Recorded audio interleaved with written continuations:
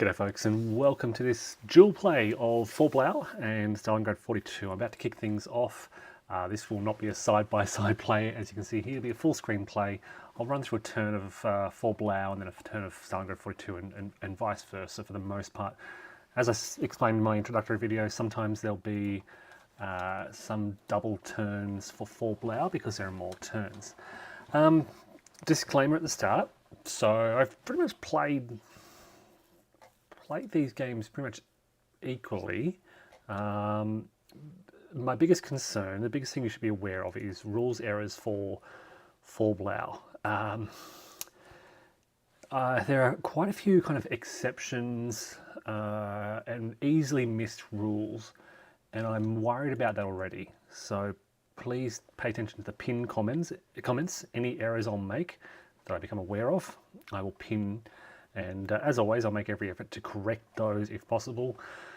I have actually compiled a list of mistakes I've made in the past. I want to thank Lawrence and Greg for pointing these out on past playthroughs. A few things that I want to flag at the start. So,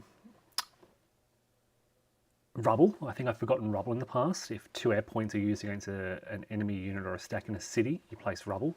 I'm alerting to you I'm alerting you to these both to flag these in my previous videos, to be aware myself going forward, and also because they're easily forgotten rules. Now, stacking is 3 combat units, but a maximum of 2 Axis infantry, divisions, or corps, and no more than 2 Soviet corps may stack together. Only 1 multi-step combat unit may participate in combat out of a hex on both attack or defense, except for mobile. This is prepared attacks, I think. I think mobile attacks, you can attack with the whole stack, and I think the defenders stack together. I may need to check that. There's no zone of control from city hexes. So when we get to these city hexes, there are no zones of control exerted by units in those city hexes. For out of supply, combat strengths are halved. When attacking, movement allowance is 3 MP when trying to move while out of supply. What else? Oh, I'm not to worry about isolated units. Support is needed for mobile assaults, prepared assaults. I'm playing with the optional historical limitation. So no more than 2 Panzer Corps headquarters within the Caucasus air zone, and overall a total of no more than 3 Panzer Corps headquarters may be given a support on any turn. So that's going to be a limitation for the Germans, but it's a recommended historical limitation. What else? Crossing rivers. So there's a couple of restrictions on crossing rivers, a lot actually, which I'll need to be mindful of. Got to be mindful that Panzer Corps headquarters can support 3 mechanized divisions. I think in the past I've been between 2 for some reason. I think the first time I played through it.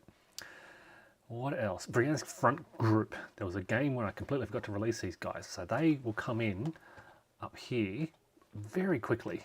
Now, you know, the game includes options for, where is the Bryansk front? Here it is. The game includes options for, well, you can attack anywhere. But as soon as the Germans attack a Soviet front army area, that army becomes activated, in effect. Now, well, look, in fact, as part of setup, I believe I'll draw a hit Blanchett, so I'll be doing that in a moment as well. What else? What do I keep forgetting?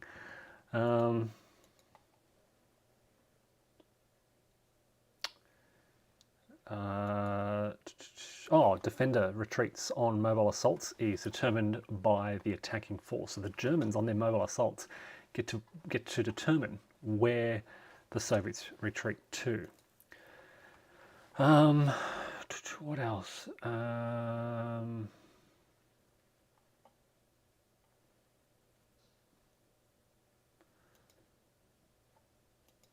Double encirclement losses is no longer applied, so I'll be using the living rules, and the rule around double encirclement losses is now gone from the living rules, so I will not be applying that. Still, they are eliminated if cut off and destroyed. They don't go back into the replacement pool, so certainly the Germans will be aiming for that. If a unit is overrun, but adjacent to a friendly Zoc, I can retreat into that hex. Apparently I missed that. If I prepare assault, I got combined arms, so maybe I missed some combined arms earlier on. And defenders can negate that if they qualify for it themselves. Extra movement point for moving through fortified zones. This is easy to miss because the fortified zones are printed on the map, but they're all along the front pretty much. So I shouldn't be missing this, but apparently I've been missing the extra movement point for that. No mobile infiltration through those fortified zones either, so I will need to keep that in mind.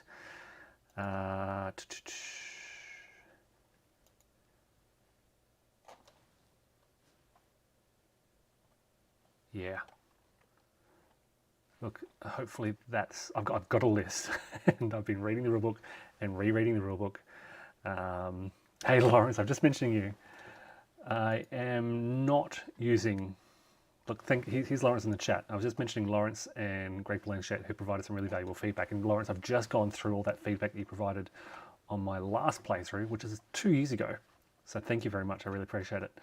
I'm not using the Soviet command control restrictions. This seems, oh, look, the comments on this are that it can create a bit of a headache for the Soviet player, and I'm not keen to do that. I'm pretty much playing by every other, so let me I'll start at the top and I'll go through every, there aren't many, don't worry. But before I get started, the historical rules that I'm playing.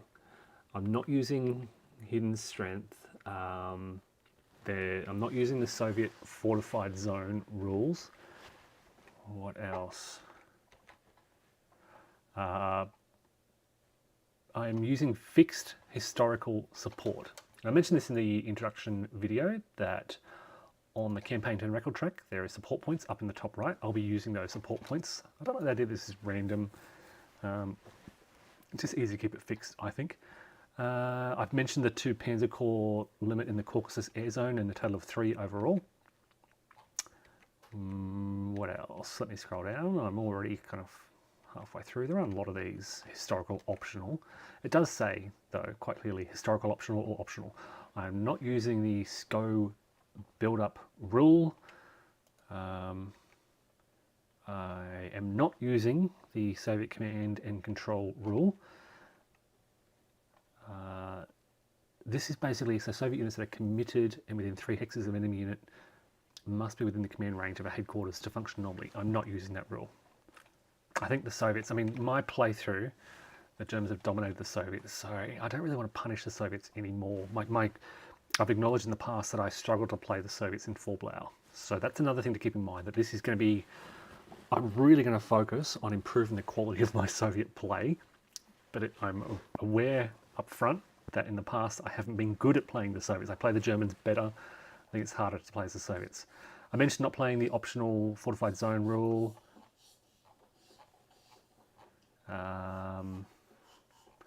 And for scenarios, so now we get to the scenario rules. So let me get to the scenario special rules, and I'll highlight some of these as well. So just to be clear, this is the scenario 23.1. I can bring this over and give you a look at what we're looking at. So this is scenario 23.1. Did I just close that completely? No. 23.1. Full 60 turn, everything's set up. I'm using the historical setup variant. They set up exactly according to the campaign setup chart to fully recreate the actual campaign. I will point out as well, so I'll keep this off so we can see.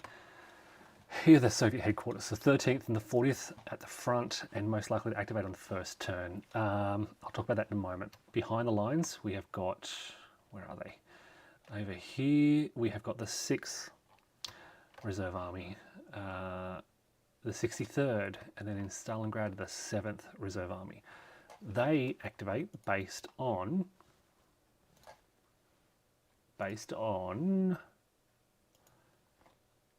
a Soviet commitment number die roll.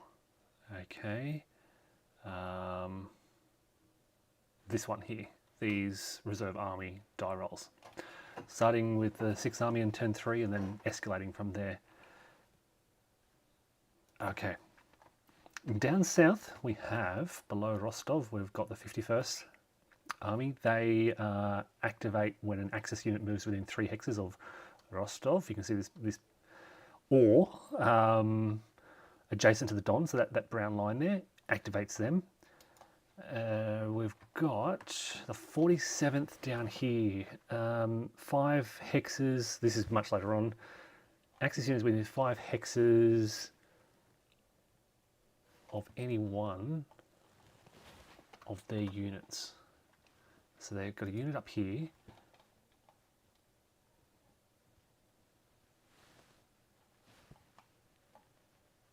Yeah, that's going to come later on, or turn 14, whichever comes first. Okay, now for turn 1, for support purposes, 2 Axis headquarters. I know I'm going to attack up in the front here, up in the north here. So 2 Axis headquarters of 2 different colours are automatically supported. So I am going to 2 headquarters of 2 different colours.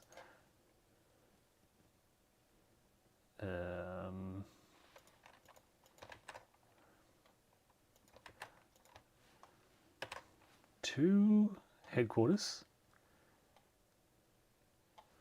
1, 2, I guess. It's been so long.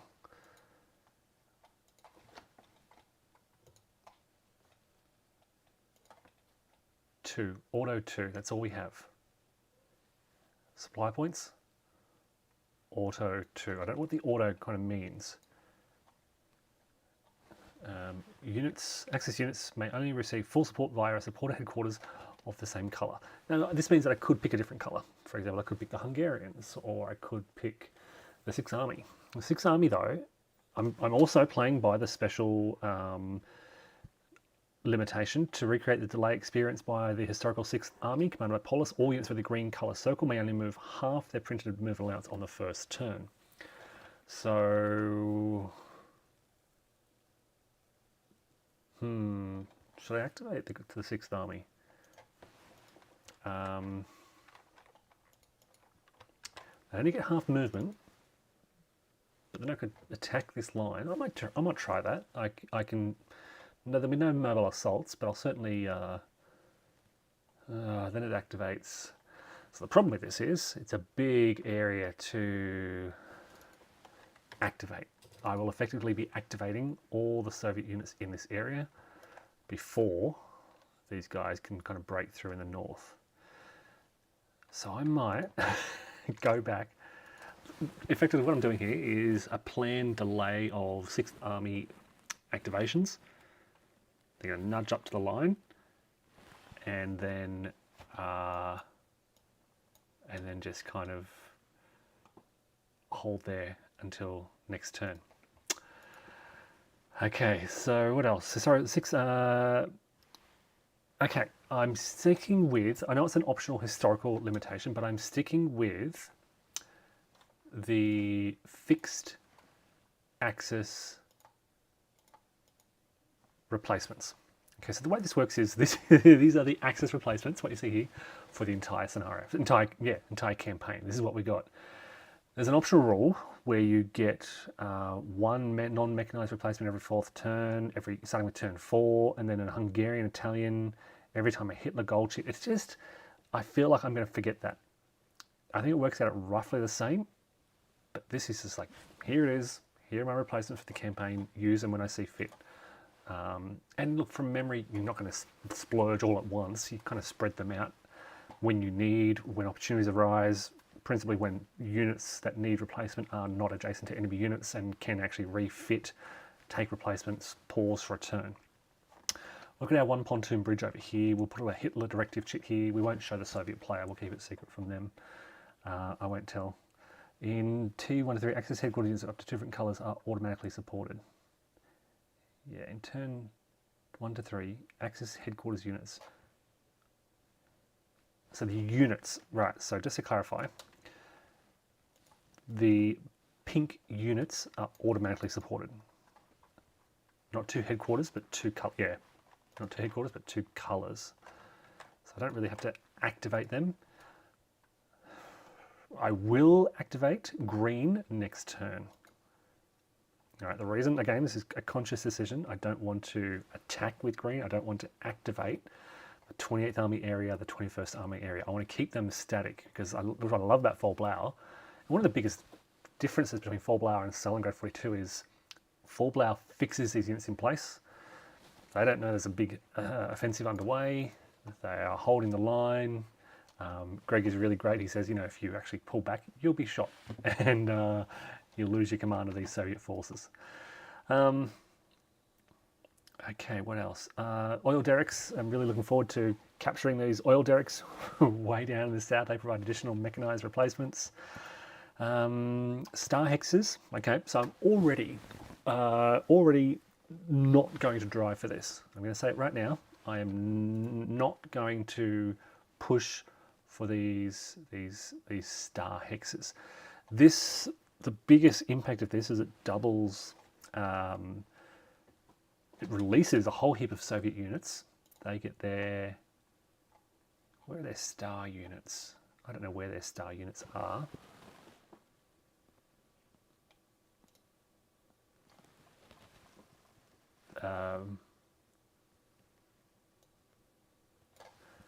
And it doubles their replacements. Lawrence is suggesting activate these so I can see their command range. That's not command, that's AP range, air range. What am I missing?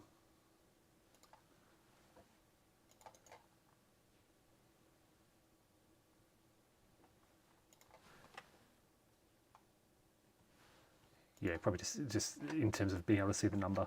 I don't think that's built in. So we've got the 6th Army delay.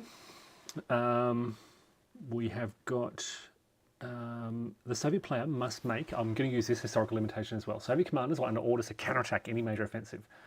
So to keep things close to history, the Soviet player must make at least 2 prepared assaults on turn 1 and 1 prepared assault on turn 2. The restrictions are lifted from turn 3. So they must actually get some forces to launch those prepared assaults. Then from turns 11 to 15, no Soviet unit may leave an enemy zone of control. This is the no step back order. No Soviet unit may leave it during game turns 11 to 15. Okay, and I'm not using any of the OKH options. I'm not using any of the, there's a lot of little options you can use. I'm not using any of those. Okay, so mostly set up. I believe now I need to make a Hitler orders draw. Okay, I secretly draw 1 Hitler gold chip at the beginning of the game, which marks one of the options as the current automatic victory condition. It's not there. It's not, where is it? Player aid. Do you want to see it?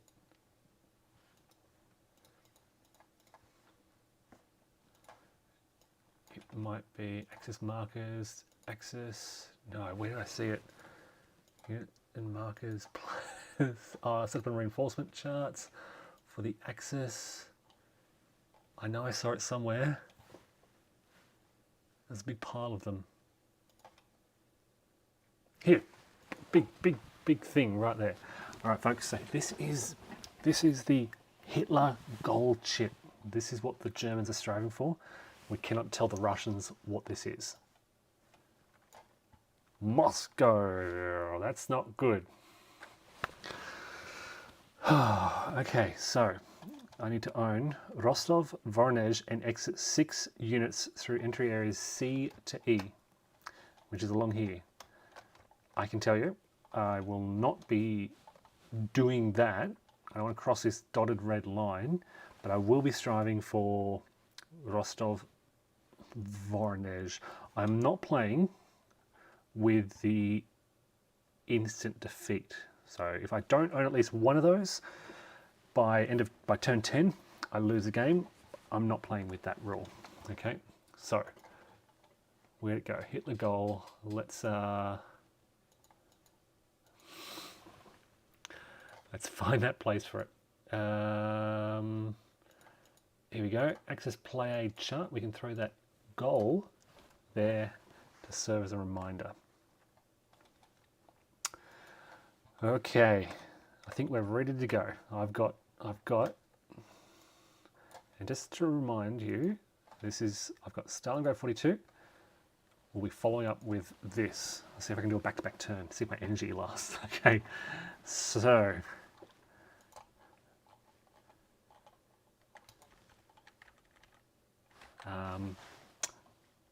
play aids, sequence of play.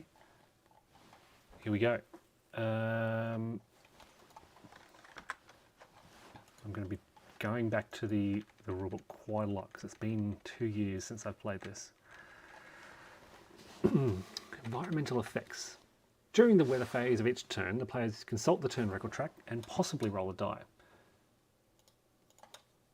The campaign turn record track tells us that we are clear, and in fact we're clear for most of these turns. I think we roll for mud and then, yeah.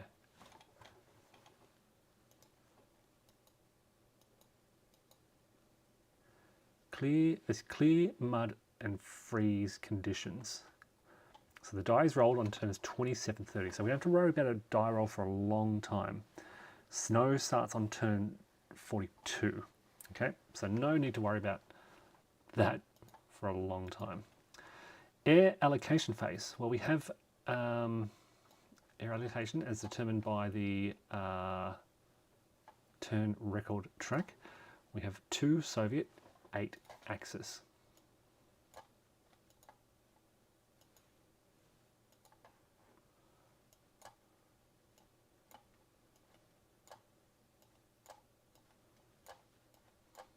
That's all of them basically. And then the Soviet air allocation, they get 2. Okay, so you allocate air to these regions. They're placed in the, first of all, they're placed in the at base box 8 and 2, which was done. Then we allocate air points to the appropriate available facility boxes. Now, technically, the Soviets didn't know that the Voronezh air zone was going to be focused. And again, the game gives you that option. I could focus down here in the 56 Army area, throw 8 air units down here, and see what happens if I try and drive through this area. No, but I'm not going to do that.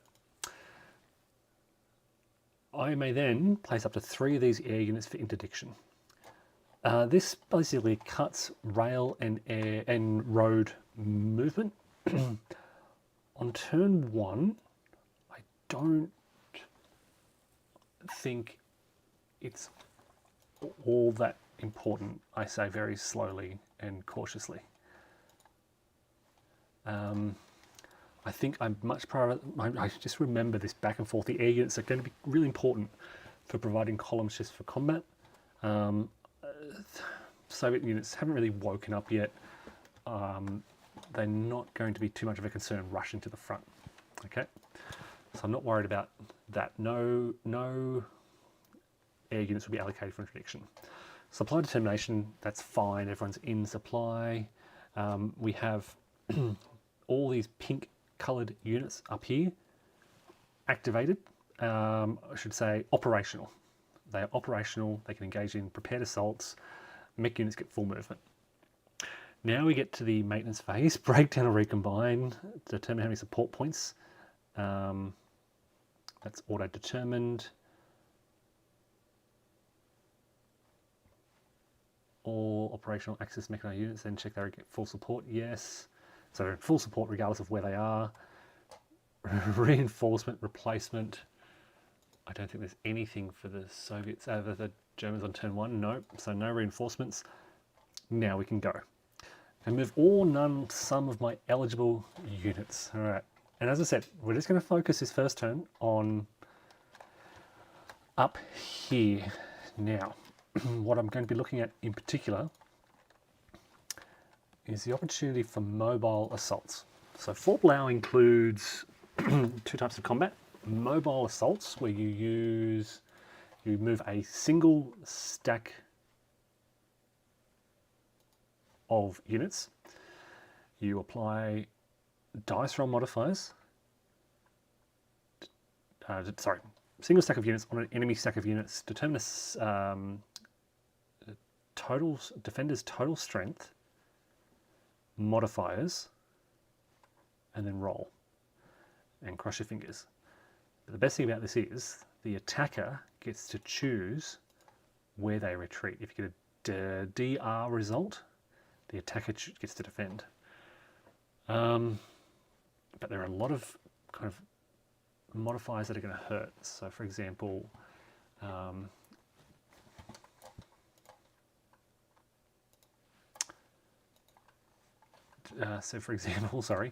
hill terrain, which is these areas here. Fortified zone, -1. If the Soviets committed an air point, it's -2. If it's a woods terrain, like here, it's -1. If it's across a minor river, it's -1. If the odds ratio is low, it's -1.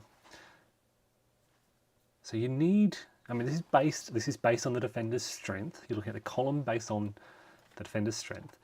A good odds ratio will give you a positive modifier to the die roll.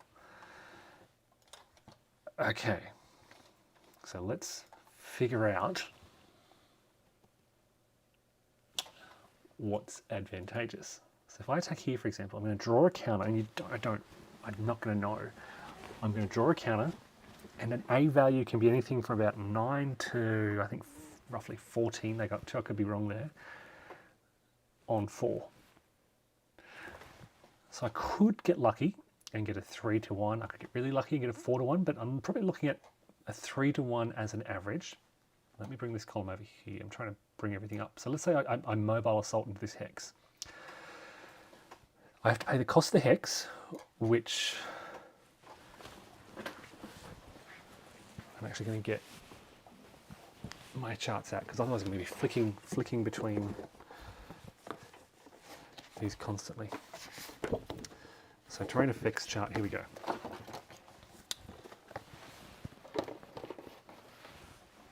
All right, so this hill is going to cost an infantry unit, 2 movement points.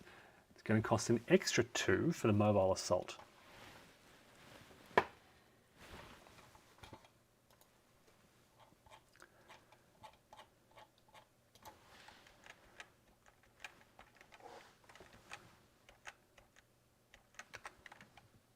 I think.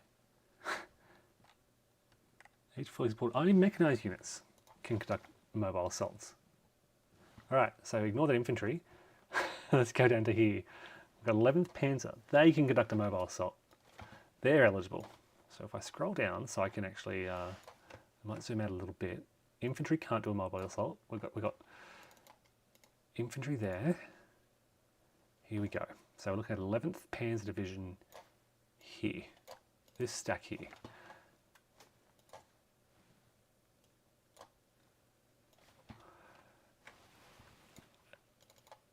And defenders have 4. So we start off on this row here. Defender strength of 4. They are not in the hills, they're in the clear. They are in a fortified zone, so it'll be -1 to the roll. Attacking across the minor river, -2. I can combine both of those units in a mobile assault. So I could get up to 20. I'm very likely to get a 4-1 odd here. And then I'll commit 2 air points to this. So let's see how this goes. Okay, folks. So here's what I'm doing. I'm taking these guys and I'm mobile assaulting into this hex. I'm going to run through this slowly because it's the first time.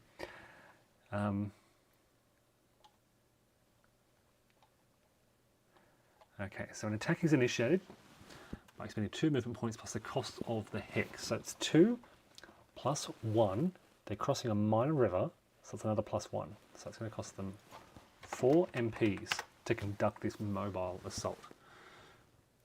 Combat strength tallied for the attacking units and for the entire defending hex. I know they've got a defense of 4, that's not going to be modified, but these guys need to draw. Here we go, we'll place a mobile assault marker. It doesn't like me. That's what direction they're heading in. I will need to draw some chits. So we'll draw for the top one. Where to go? For the top one and for the bottom one. All right, so it's about average, I think, 23 on 4, which is more than the 4 to 1 I need. Now we have our strength, we can determine an odds ratio, and I know we've got 4 to 1, all right? The die is rolled and modified by any roll conditions. I'm going to roll a die and then modify it as I go along. So this is for this combat along here. Here we go. A 9, which is good. High rolls are good. So I'll get 4, 9. Sorry, trying to fit this all in.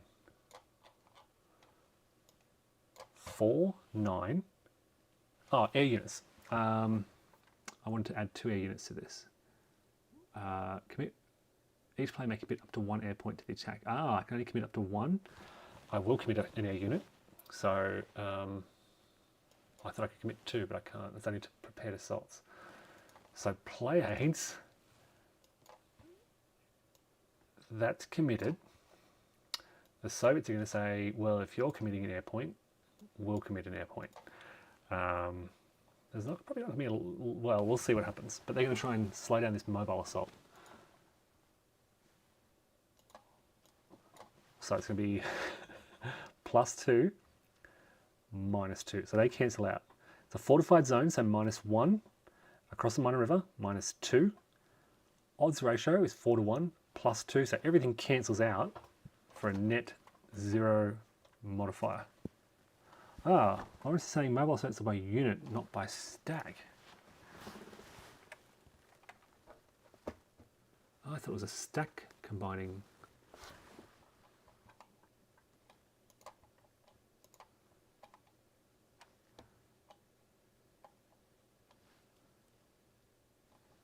I apologize.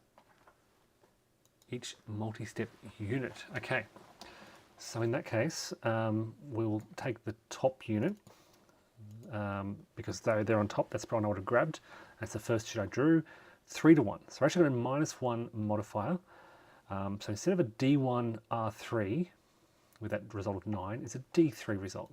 But as I said, I get to choose where these units retreat to. And I can just go 1, 2, 3 and send them up to the north, push them out of the way. Of course, delete is Control B. Not Control D, as in most others, but Control B. Okay, so that's 4 movement points to move into there. And then I've got 2 more. Oh no, I've got more than 2 more. I've got 6 more, because they're a movement of 10. So 4.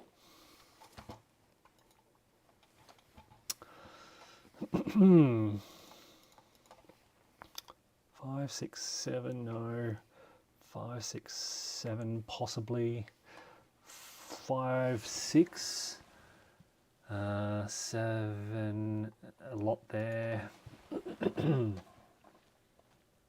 Do I try and inflict some pain on this mechanized units, or do I just drive and look to attack? So 4, 5, 6, 7, 8, 9. I might go down here, okay, to attack this infantry unit here, to try and push this gap out. Okay, that's one movement done.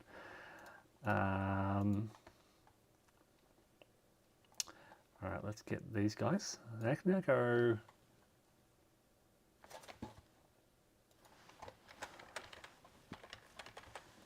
I'm just going to check fortified zones. Yeah, they can never be destroyed. So I still have to pay the cost to move through there. What else do I have behind the lines here? There's an A. I've got 2 units here. Maybe they should come through. Do I want to push across and then down to push that unit out of the way? That might be good to let these guys flow through. 1, 2, 3, 4, 5, 6. But then I could get an attack on these guys. So I could go 1, 2, 3, 4, 5, 6, and then spend 3 to attack them. Or these guys could move up. 1, 2, 3. I may put that back because I know what their strength is. So I'll return it to the cup and redraw. 1, 2, 3, 4, 5, 6, 7. It'd be 8, 9, 10. So they could actually make it. So let's see how the 9th Panzer Division goes. 1, 2, 3 for the fortification, 4 for the river, 5, 6, 7. And then they'll conduct a mobile assault on this stack down here. 1, 2, 3, 4, 5, 6, 7, 8, 9, 10. They draw. I'm going to, sorry, I'll follow their procedure a bit more carefully this time. And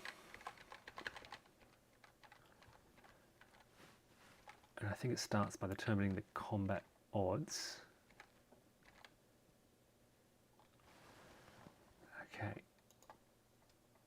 Combat strengths are tallied, chits are drawn. Okay, so we know their strength is going to be 9. My strength is, ooh, very nice. So I've got 3 to 1.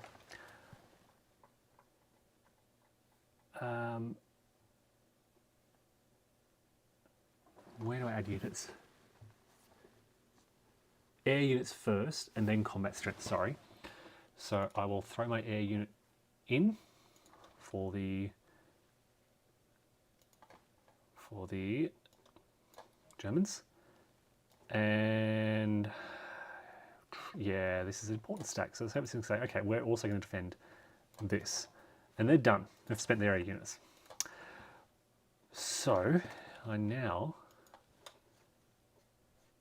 mobile assault. The hex, the defender committed an air point, balances out with the attacker's air point, so it balances out. It is not a fortified zone. It is not woods. It's not across a minor river. There's no modifiers there.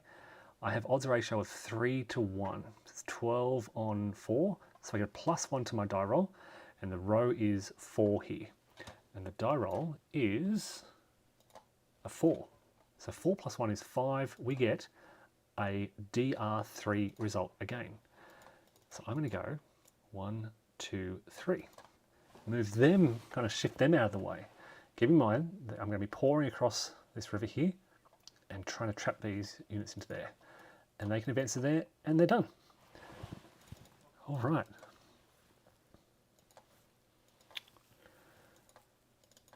Now, options.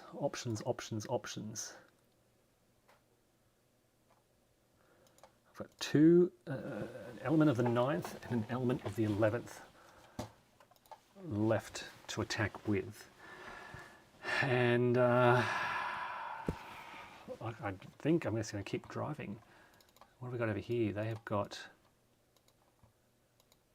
okay, they have an at start step loss. But that could be a really tough defense. So I don't really want to attack there.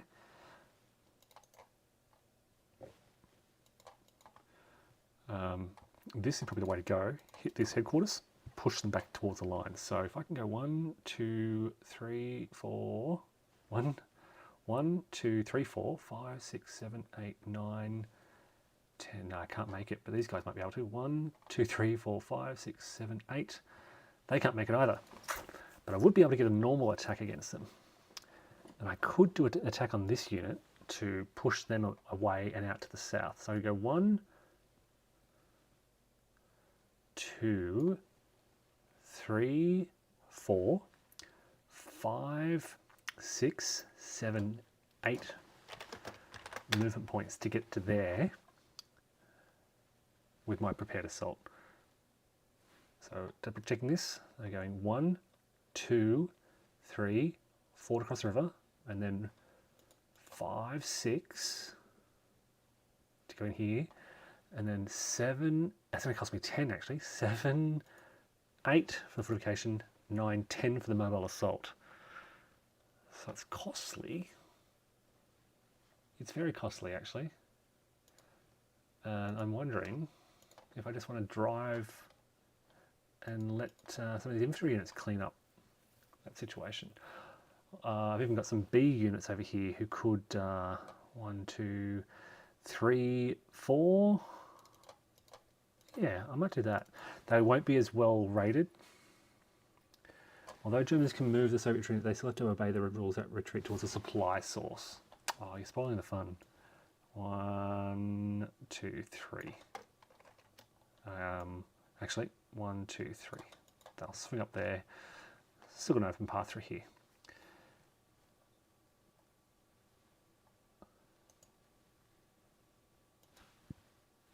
Yeah. Supply sources are up there. There are none down here. Okay.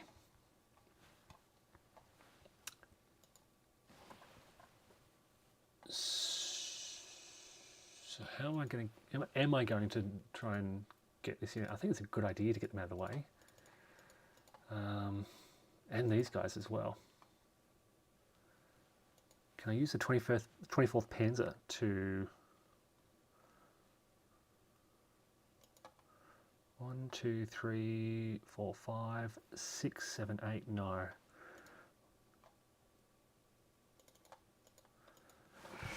I'm tempted to try with some of these mechanised, this 3rd mechanised division. 1, 2, 3, 4, 5, 6, 7, 8, 9. I just need to kind of nudge them out of the way. But what I'm going to do, actually, I'm just going to drive southeast. So 1, 2, 3, 4, 5, 6, 7, 8, 9, 10. And then 1, 2, 3, 4, 5, 6, 7, 8, 9, 10. All right, I'm I'm out and in the open. I moved the wrong unit, did I? Okay. Thanks, Lawrence. 2, 3. Told you I'd be making some mistakes. Thank you, Lawrence. No, do not apologise. I appreciate you being here. I don't know what I was thinking. They have not moved yet. All right, so basically I've punched a little hole and I'm pushing the big A-rated units through that gap.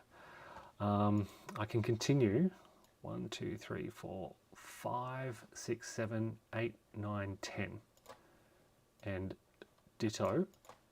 And these guys can follow up.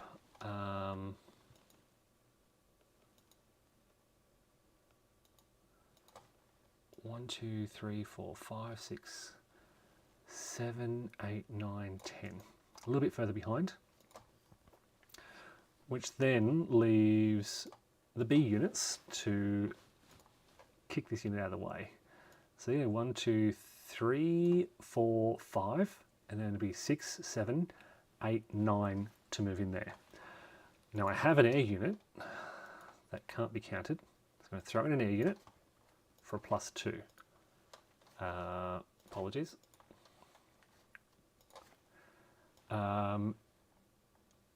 They can't respond. It's a fortified zone, so -1. It's not across the minor river. We draw a chit, and it's going to be B rated. Oh, that's a bad one. I've got 2 to 1. Okay, so it's not negative. It's not positive.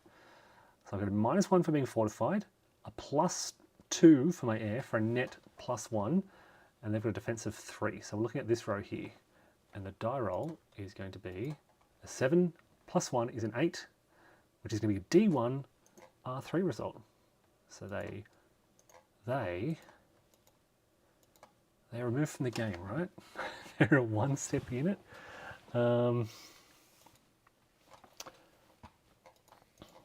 D1, they are removed. They're not permanently dead. They are sent to the replacement pool, and I move in there with. I've got lucky there, I think. So that was 1, 2, 3, 4, 5, 6, 7, 8, 9. I get one more move, and I'll just shift in there because I can, which frees up this unit now to go 1, 2, 3, 4, Oh, actually, you know what? I noticed this is on... This unit is on this left side of the river. Do I drive or use them for mobile assault? 1, 2, 3, 4, 5, 6, 7. Oh, you know what? These guys, they're only a B-rated unit. Maybe I should have done that earlier. They can now, yeah, get a hit on this. So what I can do is 1, 2, 3, 4, 5, 6, 7, 8 to move in there, 9, 10 for my mobile assault. I will throw in another another German air unit. I will draw a strength chit and hope for something better this time. An 11, which is going to give me, now the headquarters defend at a strength of 1, so it's going to be 3 to 1. They can't respond with any air. So if I bring up the charts, it's not a hill. I've committed an air point for +2. It's not fortified. It's not woods. No river. I've got 3 to 1 for a +1 for a net +3 with my air point. +3, column 3, and a roll of 8 is D1 R3. So D1, they are... Why are they permanently dead? Because they're mechanized? Mechanized units. This is where Vassal helps, because I wouldn't have known this. I would have thrown them in the pool. Mechanized units, Soviet mechanized units can't be replaced.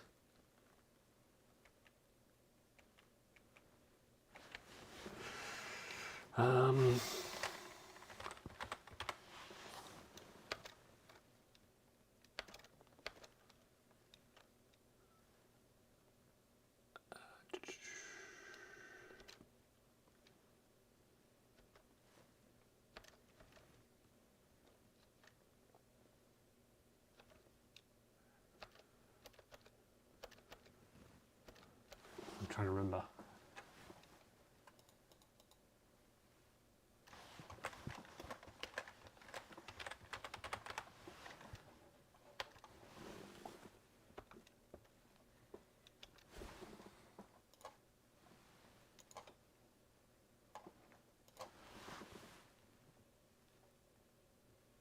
Units with no replacement foot on their reverse side.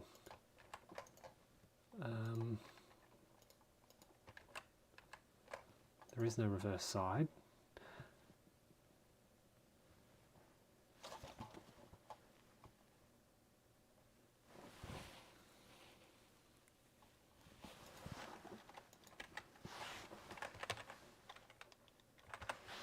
Oh, I'm sorry about this. I'm just trying to double check.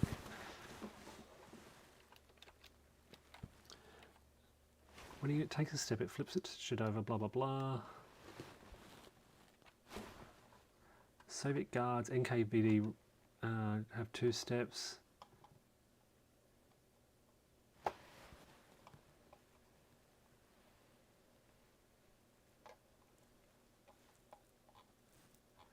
trying to find the rules on step losses and what happens when you...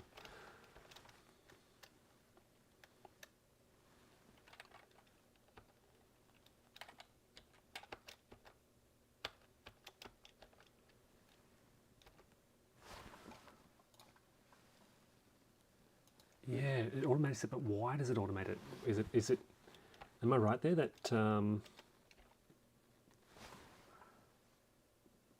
that Soviet mech units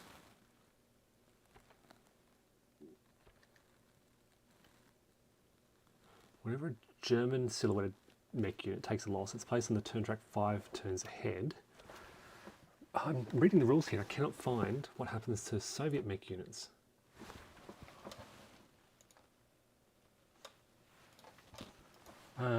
Losses. What I'm going to do is, where are my losses? Replacement pool. Yeah, there's a mech unit area there. So why is this mech unit permanently eliminated? Permanent Deadpool. Let's try this. Hold on a sec. If I try to place it, yeah, it goes not the headquarters, the unit. Why are they permanently dead? It says on the back of the counter. Yeah, I can't flip the counter though. It won't let me.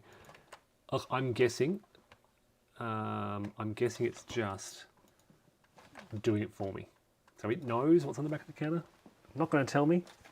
Vassal's going to keep it a secret. Now I can retreat. How I have to retreat this guy 3 hexes. So I'll go 1, 2, and I guess I have to go this way. So there's not a lot of freedom of choice. I have to move them towards a supply source, and I move there. They've now gone, what, 1, 2, 3, 4, 5, 6, 7, 8, 9, 10, and they're done. All right.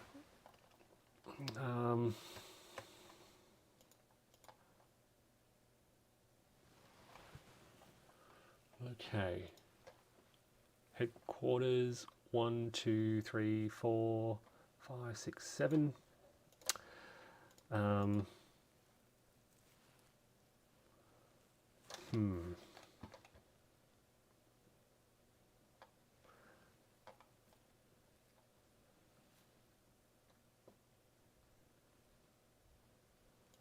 1, 2, 3. 1, 2, I think. 1, 2, 3, 4, 5, 6.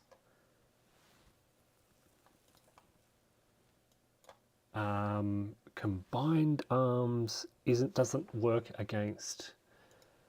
Combined arms doesn't work against a fortified zone. No. Really good terrain effects chart. Very clear. Lots of different terrain types, but it's very clear to use. Okay, so we'll move these guys around to effectively get a encirclement bonus against this unit.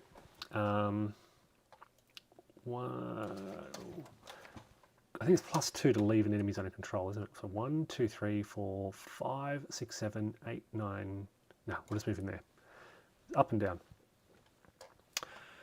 1, 2, 3, 4, 5, 6. Another headquarters through the gap. And we've got some other units here.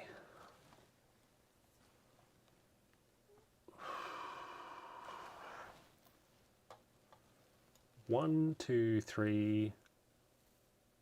Oh, I think I've been spending the cost. It costs. No, I don't think any of them have moved through hills, but it's 3 movement points for a mech unit to move through hills. So 1, 2, 3, 4, 5, 6. 1, 2, 3, 4, 5, 6. 1, 2, 3, 4, 5, 6, 7, 8, 9, 10. And 1, 2, 3, 4. Okay. So what I'm looking at is just probably not a lot more combat, just one combat on here to get the infantry to help out, I guess. I could do some more. I've got a lot of air units, so I could do more. I could launch another attack there to kind of kill that unit off, and that's about it. I'm just trying to be driving through that gap.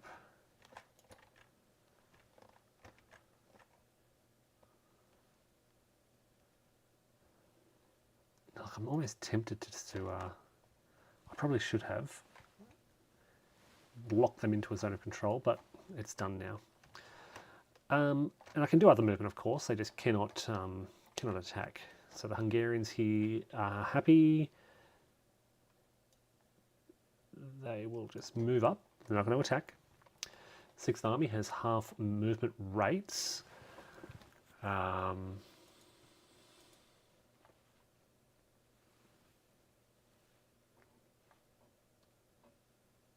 just thinking it'd be good to get across that river. I could go, for example, this woods would be 1, 2, 3, 4, 5, 6, for example. Not attacking this turn. No, they got half movement. Half movement.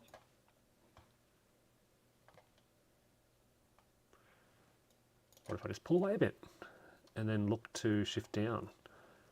These guys cannot be activated. And if I pull, they've got offensive 4 there. If I pull these guys away, that's 1, 2, 3, half movement. These units can move 5, so look, pushing through here is going to be critical.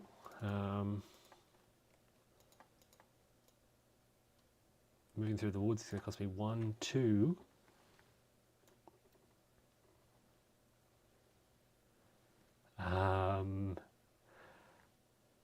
Into there, into there, into there, we'll move them up.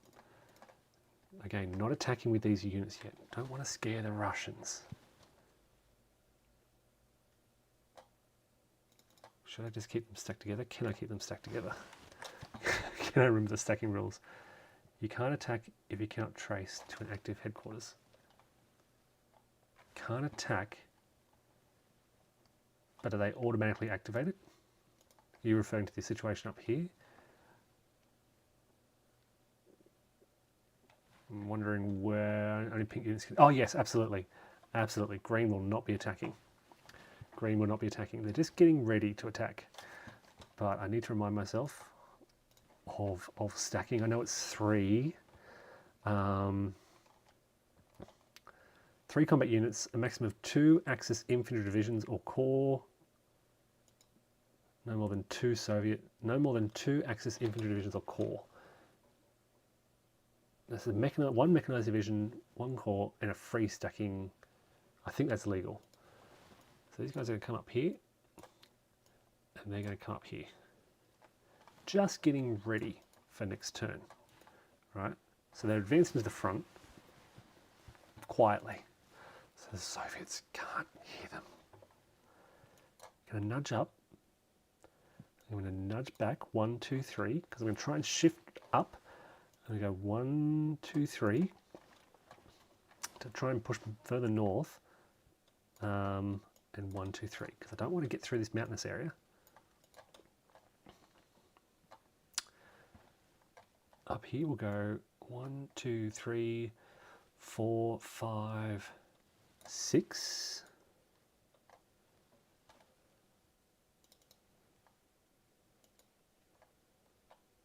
One, 2, 3, 4, 5. Hold on a sec. How much do they move? They're green. 1, 2, 3. They only have half movement. I forgot. 1, 2, 3, 4. And along here, I think we're happy. First Panzer. What are we going to do here? Okay, again, just setting up for next turn. Do I really want to attack across that major river? I think I do. Maybe not now. Look, everything here I think can just stay how it is. We won't be attacking with them probably until turn 3. So the plan is to gradually roll up the Soviet front. These units will fall asleep. They will only be activated one at a time. So I want to keep them inactive. The plan is to keep these army areas inactive for as long as possible. And I don't actually want to attack. So I can move these guys up, certainly. 1, 2, 3, 4, 5, 6.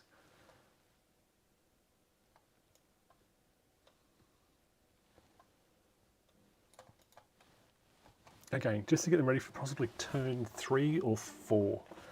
And Romanians down here, may as well move them up. 1, 2, 3, 4, 5. Okay. That's our movement phase done. That was a long, slow movement phase, I know. I don't know why they're looking weird. Yeah, the stacks look weird on this one. Okay, but that brings us to the combat phase. Place prepared assault markers. Okay, so. And what's the shortcut for that?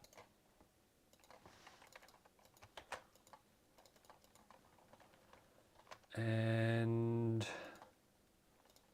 if I attack here, I think I also have to attack here. So I probably don't even want to do that. All right, I'll have to combine both of these stacks at the same time, which wouldn't be nice. Oh, I could combine with the infantry, I guess, on a B. I've got at least 11. Combine arms would give me a shift. Air, I was just really looking to inflict yellow panzers. My yellow panzers are under limited support. Why are they under limited support?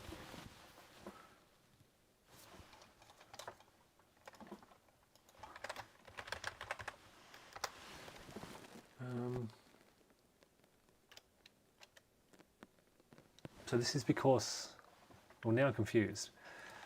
So the scenario activates these units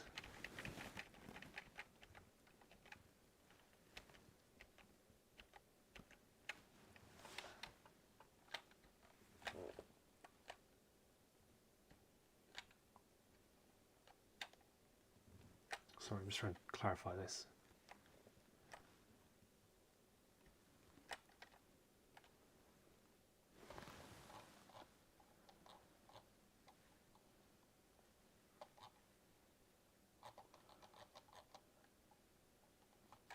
Set up, blah, blah, blah. Oh, yellow. Ah, okay. Okay, not yellow band. It's only movement halved. Okay. These guys can only move half. So 1, 2, 3, 4. 4, they'll hold there. Who else did I move? 1, 2, 3, and they'll hold there. They could have been further, but we'll keep them together. And I think that was it. Thank you for that. Sorry, I was thinking yellow banded units. I got really worried there.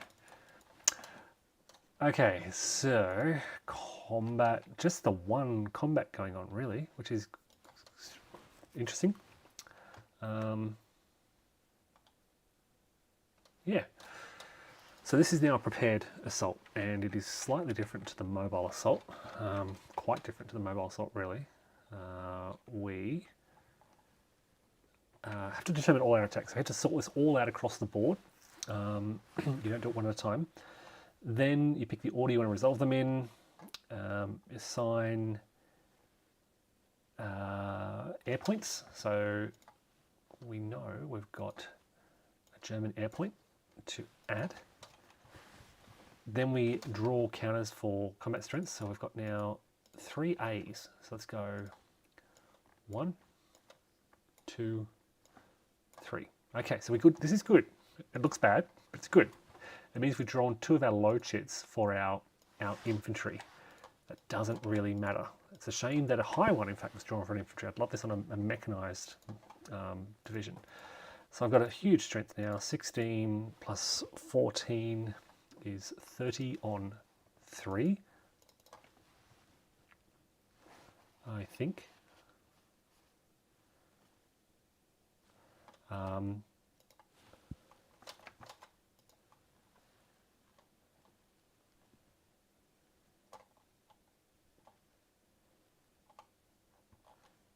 I'm just double checking.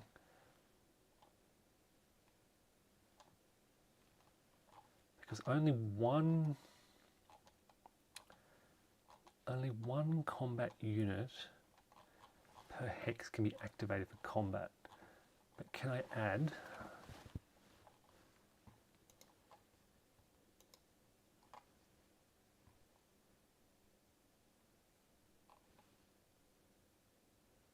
I suppose I don't have to stack them together. I could have done something like that. All right, place him under a prepared assault. But can I, I'm just trying to figure out if I can have...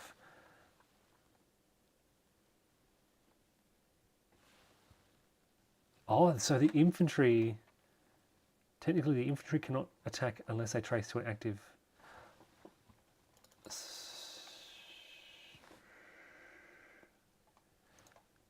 So that shouldn't have flipped. So I need to actually... So my mechanised headquarters can't fuel my infantry attacks. There's so much. I'm learning so much, despite having played this game several times. It's all these little like. This is we've got a Panzer Division, Panzer Corps headquarters.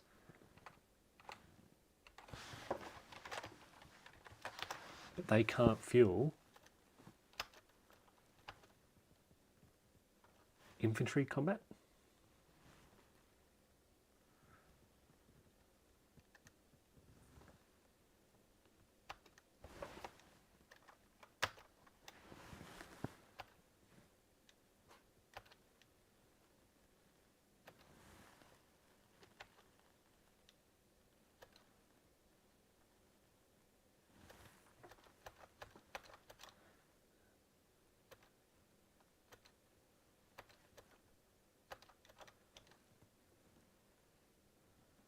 One-step units may freely participate in any combat out of a hex. So yeah, they can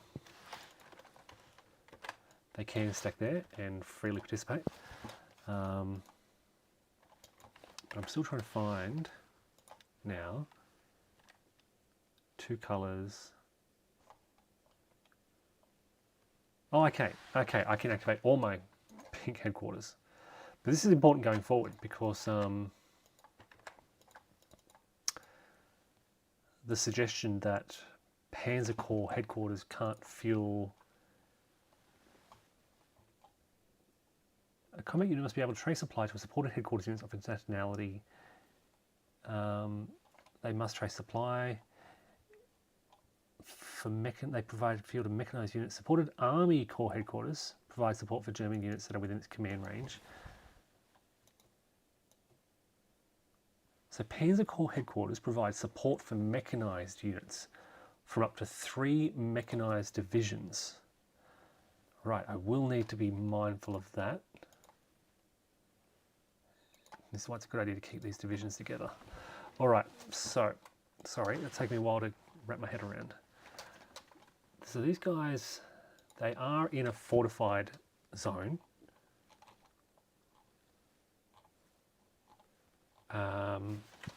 Which will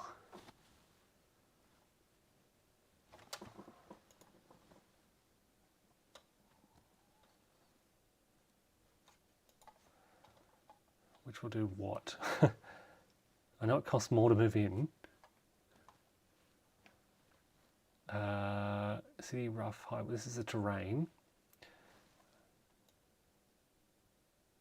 Fortified zone.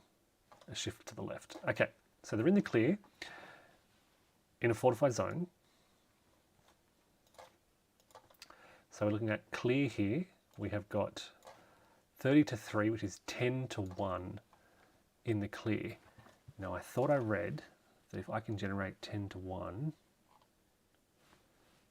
if a 10 to 1, it's like an automatic result. But where did I read that? All combat odds of greater than 12 to 1 or greater after shifts. Don't need to roll the dice. Okay, so it's clear 10 to 1. We go left 1 for a fortified zone, 9 to 1. So now we're on the table. Then I'm going to throw in an air unit. Oh, do I need an air unit? Will it even matter? I get no combined arms bonus. I get the encirclement bonus, I believe. So the fort will cancel the combined arms bonus. So I won't get that.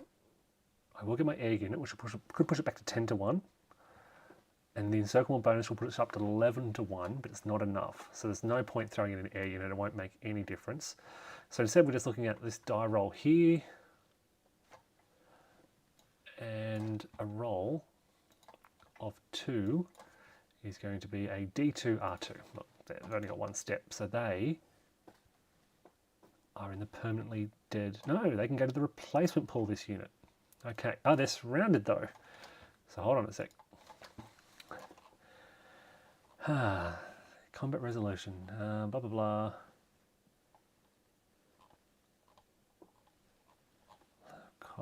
Combat losses. Oh my goodness.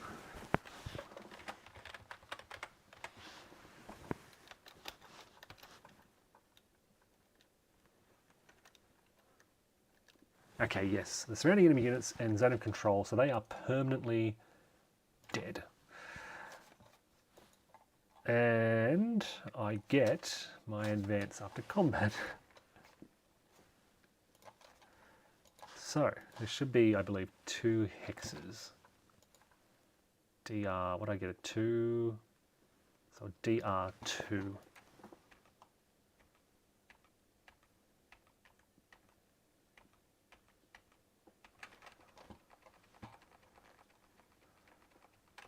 Advance after combat, blah blah blah. Defenders are eliminated. Victorious units may advance the number of hexes remaining. So I have to go into their hex. So 1 and then another 1, for example. They can go 1 and then another 1 to pin them in there, force them to retreat down this way. The tank unit, though, will go this way. All right, that's first turn, I think, for the most part. German turn. We now go Soviet player turn. So draw strength sheets, remove, prepare assault markers for this combat. I think I'm all done. Determine combat strengths, remove, disorganize. Yep. Soviet player turn. So these now should be committed. So they're automatically committed. 40th Army area is automatically committed.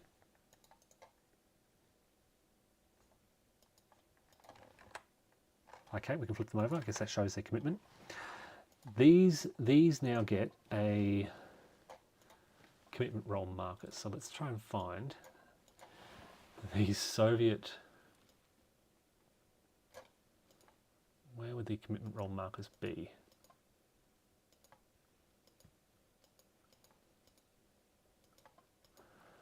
Markers, Soviet markers. Commitment roll, here we go. So they are committed now, which means these make a commitment roll, but only the 21st, no one else. Now the idea here is because they're going to make a commitment roll, might be a good idea for the Germans to attack them on their next turn because they'll be rolling to commit and activate anywhere. Anyway, okay, so so auto commitment markers have become committed. Now here's an interesting question. So these markers are placed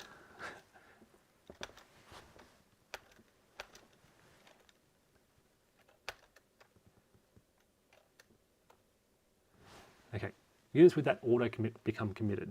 Then I roll for each commit roll marker. There are none at that time. Then,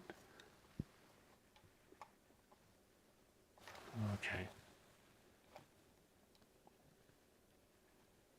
Then I place a commit roll marker on a headquarter unit adjacent to one that is committed. So it's kind of sequence of play. You've got to place auto commit becomes committed, roll for commitment, place new commitment roll markers. Okay, now we get to the construction phase. There's no Axis units within 20 hexes of Stalingrad. There's a big orange line to indicate that. We're nowhere near that. Soviet movement phase. And again, only with those committed units. Now, of course, and this is a rule I often forget, we have got the Bryansk front. So let's double check. Let's double check this. This would be in the scenario rules, and they're committed where, okay, no, sorry.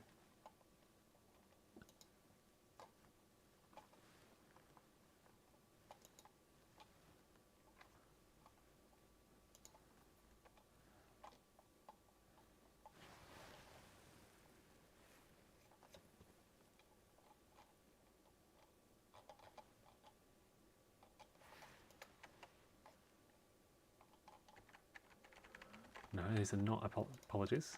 I'm trying to find.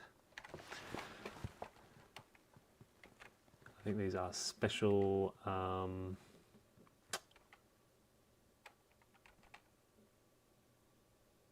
here we go.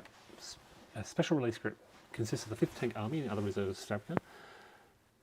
They come into play if the Bryansk front is threatened. Triggering forces on the map are the 13th and 40th Army. So the 13th and the 40th are now active. This group is placed during the Soviet command phase now, after one of those two armies is committed. So what that means is we get the Soviet Bryansk front forces. They are now committed. Okay.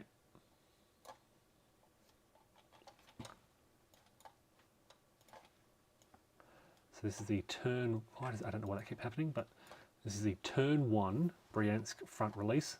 These will be released on turn 2. They both come into entry area A over here. And there are various other groups that may come in, but they won't, they're not right now.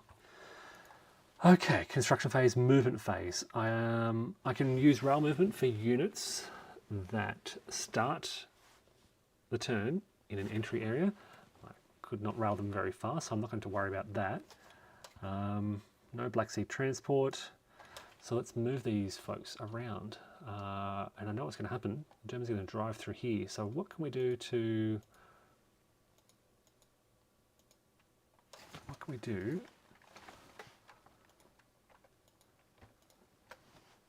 to stop them? We need to get in their way. So these units are locked up, these units are not. So these guys can actually come back and go 1, 2, 3, 4, 5, 6, just to get in a better position.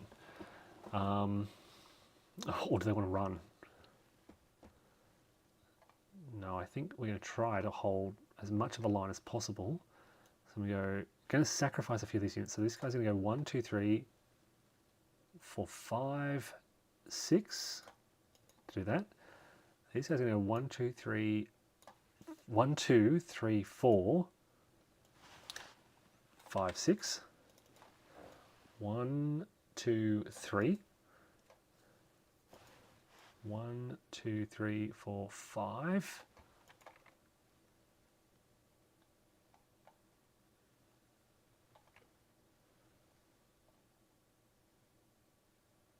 Okay, now I do have these reserve units. Now reserve units cannot use. I have some, so Lawrence is saying, I have some free Soviet units that are not in committed armies. They're marked with a white, yeah, I was just thinking about that. Yep. So I'm just looking at these units here. These are reserve armies. They cannot use strategic movement, but they're not part of that locked in area. So these armies are here. There's 2 here, and some down the bottom here, which can move. They are free. So these guys can go 1, 2, 3, 4, 5, 6, 7, 8. 1, 2, 3, 4, 5, 6, 7, 8. Can pull the headquarters back. I can swing this unit around 1, 2, 3.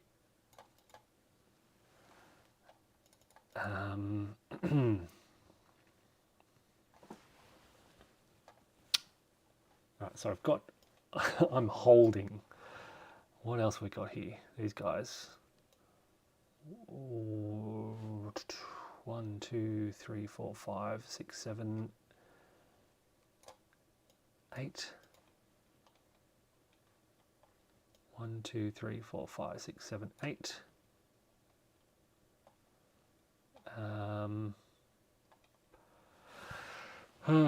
Okay.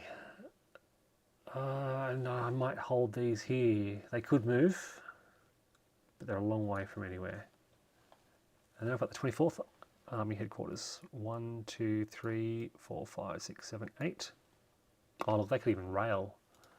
No. Yeah, they could rail. They could rail. They could rail. Up to, yeah, they could rail up to Liski.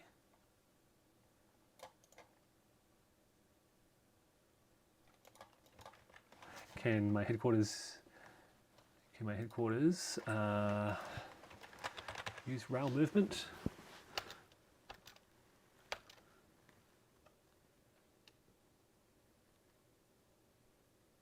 maybe not. For units starting the turn occupying or moving.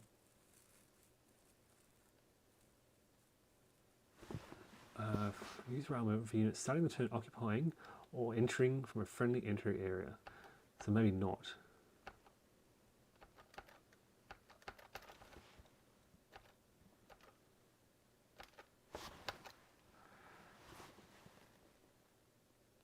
Must start in a rail hex or an entry area.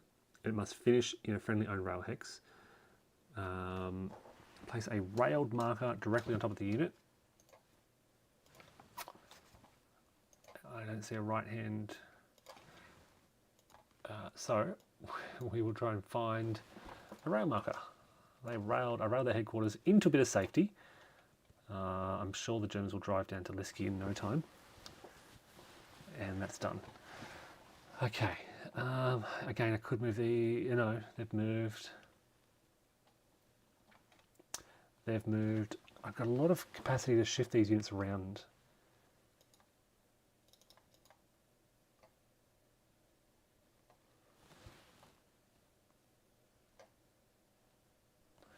Particularly this unit. 1, 2, 3, 4, 5, 6, 7, 8, 9.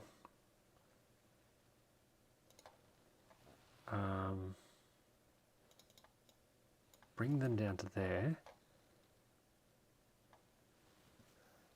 And this may, how am I going to defend this front? Okay, strong units. 1, 2, 3, 4, 5, 6. 1, 2, 3, 4, 5, 6.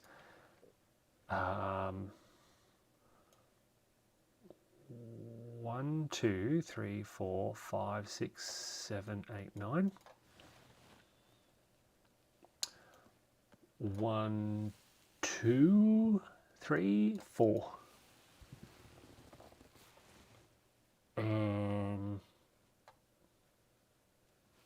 Yeah. Look, if the Germans really want to push up through here, they can.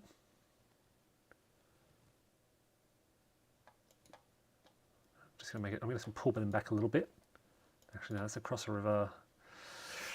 Yeah.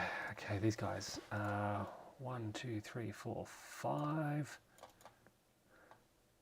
6, 7, 8. You can see I'm prioritizing this area, not this area. 1, 2, 3, 4, 5, 6. Okay. Little movements. It's going to be tough. You know what's going to happen. This is not going to hold. I'm just trying to slow them down. There's speed bumps. Okay. And that's it. So we have 2 activated headquarters, 2 committed headquarters in the north. These guys will roll next turn. Whoops, do not want to move them. Which means that this provides now the opportunity for green units to activate on the next turn, because they're going to roll to commit anyway, using their commitment roll. So on turn 2, they need a 2. Is this right? They need a 2 or less. Maybe they. Oh no, turn 1. Why is there a turn 1 commitment roll? I don't know. I don't know when you'd use that, but anyway.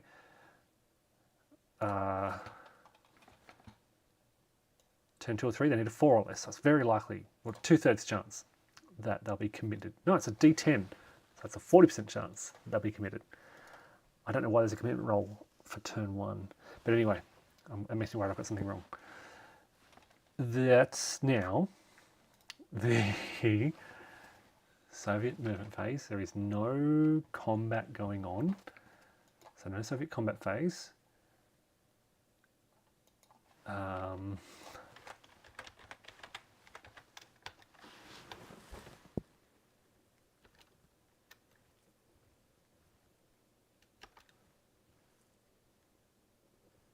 just double checking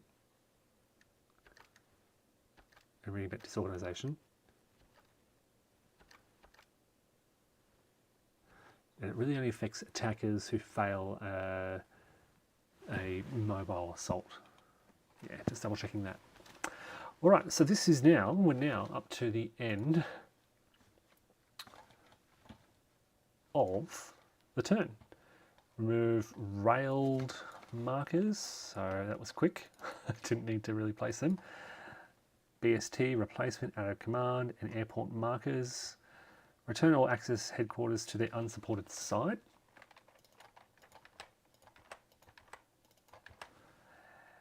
And German mechanized units have any limited support markers removed. Advance a game turn marker.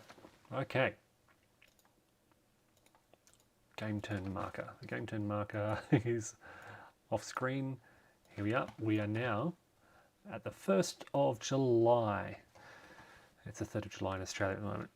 Right, so let's save that. Actually, I can just put it in the background. That's turn 1. Let's see how we go in Stalingrad 42. Shift headspace. Let's get into the Stalingrad 42 rules. How does this game work again? Campaign game. Turn 1. Axis combat units may only use tactical movement, 2 hexes. Supply points may move their full MA.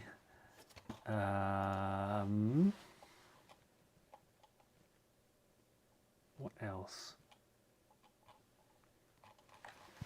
Turn 1.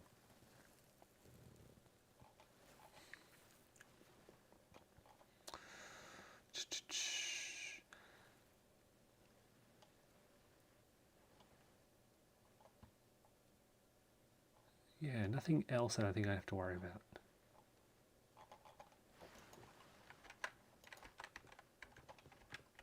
So, let's start the turn. We don't have to roll for weather.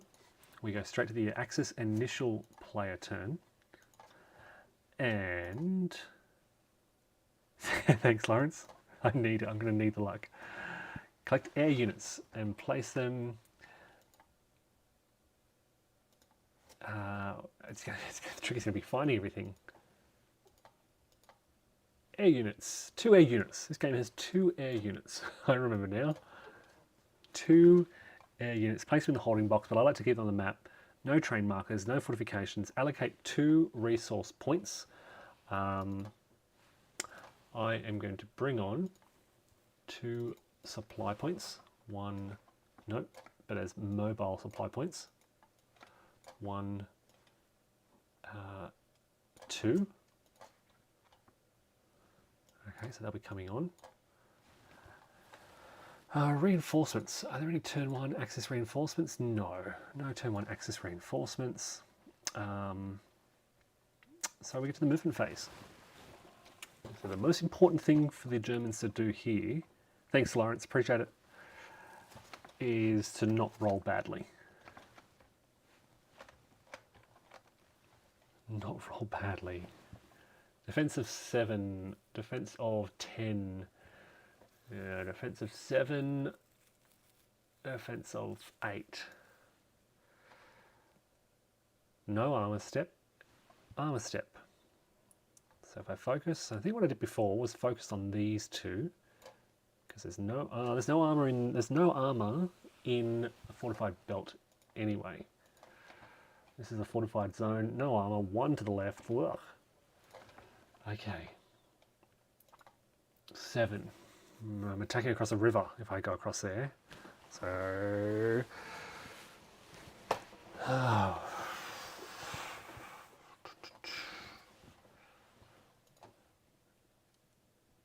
Defense of 10. So I'm going to need like 1,000 to 1. 40 to 1. Let's bring up the CRT.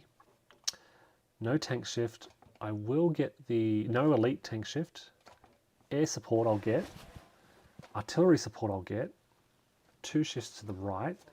They get the fortifications. And what do I want? Look, 4 to 1 odds would be good. I'm not going to, can't avoid that DRX. It runs throughout that. Let's see, the Soviets choose my Seplos. So look, a 4 to 1 guarantees me a retreat. 4 to 1 guarantees it, which means I can get 2 shifts to the right, 6 to 1, one to the left. No, hold on. 2 shifts to the right, 1 to the left. I need 30 units on that 10. And there's 26.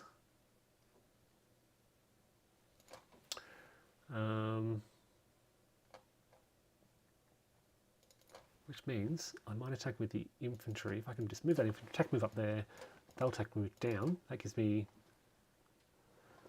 10, 30 on 3. Oh, 30 on 10, which is 3 to 1, 4 to 1 for my air support, 5 to 1 for artillery support, down to 4 to 1. Okay, that's what I'm aiming for. Up in the north here, I have got 12, 13, 14, 15, 16, 17. Jeez, I don't think it's worth it. I don't think I'll attack up there.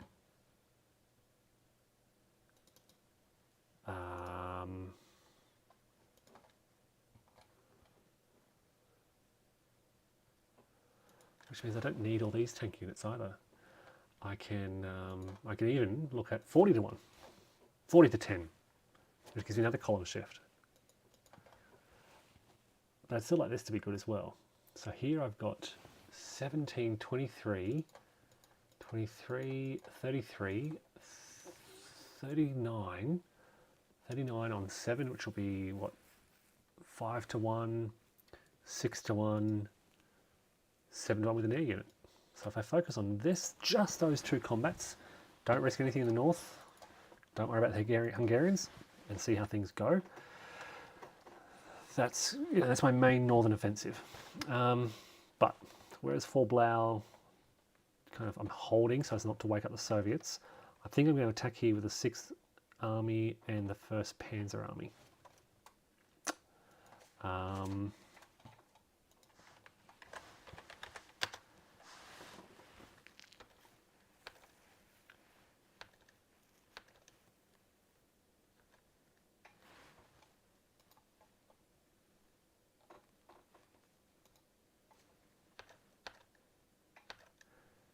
Yeah, interesting. Just checking special rules.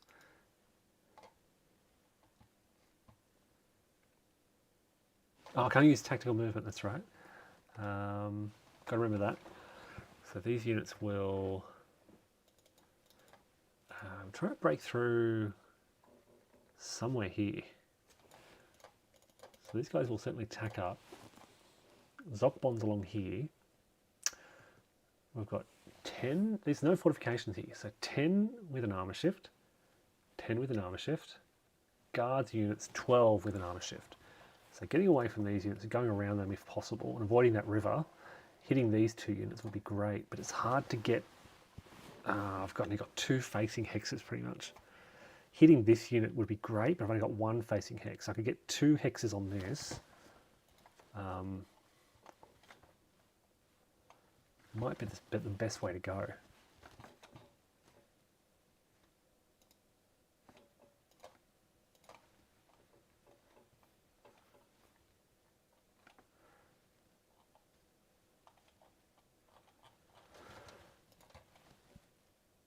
Otherwise, how do I get 10? I can get, can't get a lot, that's a problem. And then even if I attack and advance, you know what, I could also attack here. That's not going to give me a big advance as well. I don't know how I did it last time I played. This is where the big breakthrough was. Well, a good break, probably, you know, an important breakthrough. But how did I do it? Did I just nudge them back at the start? Can't move in here, Zockbond. Forming a big breakthrough group and then trying to hit this unit maybe, push forward, break through. I think maybe that's the way to go. This seems to be the best place to do it. So if I've got 10, 21, 31,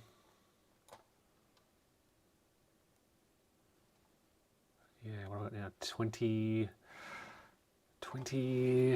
33. Sorry.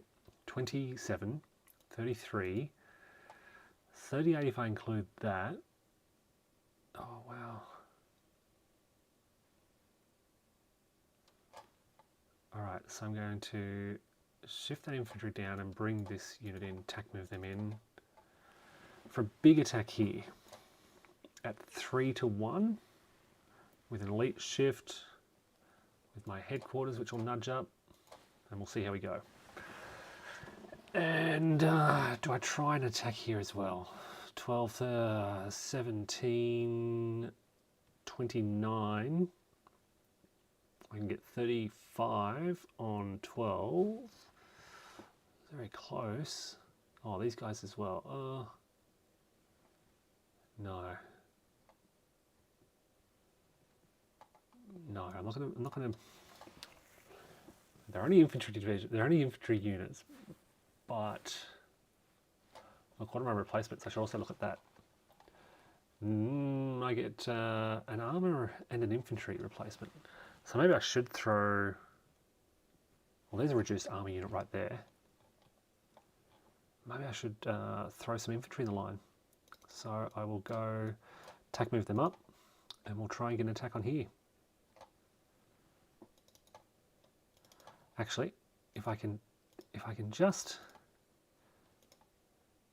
attack move, where'd they come from? If I move them down instead and leave that 5 there, I've got 20, 31, 36 on 10, which is 3 to 1. It's not changing anything. But now I've got 36 on 12, which gives me the 3 to 1 down here to maybe help this attack, just because it's infantry. Even if I lose a step loss, it's not so bad. Attack move. Attack move. We're going to start the grind through here somehow. But I want to do it effectively. So I'm going to attack move the stronger infantry around, move them in. Attack move them down. Here we go. These guys can participate. And actually, I'm not going to, because I don't want to. They'll attack move up. They'll attack move. I could join them into a combat, but don't want to lose some early steps on my valuable mech armor. I'm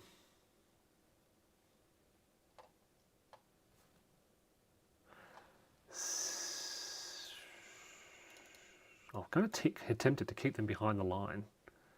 Attack move away. Just so I can see next turn basically where to strike. I can attack here 10. I would get the Italians with 10. I could get maybe. I could get 30 in here. 30 on 10. I could try it. Let's try this. Attack move them down. They'll go there. Attack 2 up. Actually, they go attack 2 up like that. 1, 2. And I'll try an attack of 30 on 10 here. Come down to 2 to 1. But I've got my headquarters here to make it 3 to 1. And we'll see what happens. And attack move up. Okay, so that's the end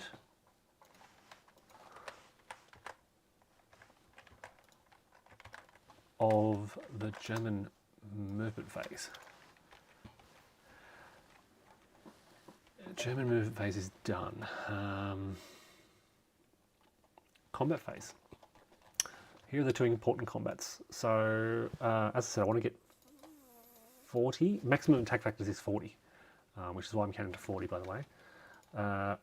On 10, so I've got 25, 30, 44. Okay, armor shifts don't matter. Let's bring up the combat table. So no tank shifts because of the fortification.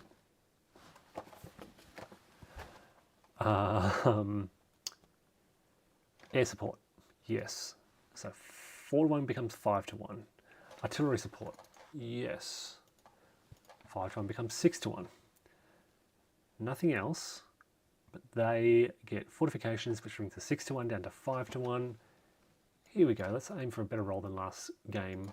3 is decent. 5-1, A1, D1.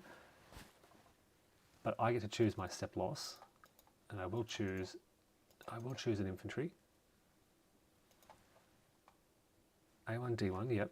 They have to choose a step loss, and I'll choose that. It is either a retreat or a determined defense. And they're going to make a determined defense. It's a -1, sure. They have defensive support here. So -1 +1.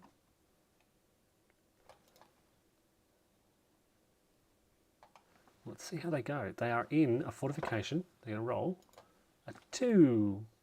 He's going to fail. So they've got to retreat. 2 hexes and become disrupted. 1, 2. And they're disrupted. Okay, so now we can have an advance of 2. In any direction. So I can go 1, 2, and this infantry can just try and nudge around there like that. Yeah. Got to stop on entering an enemy zone of control if it's not the enemy, if it's not the space the enemy occupied. So they occupied this hex. Okay, next combat down here where I've got 23, 33, 39 on 7, which is 5-1, 6-1 with the air, 7-1 with my headquarters. 7-1 comes down to 6-1 because of their fortification. So a 6-1 roll of 2 is a D1 result.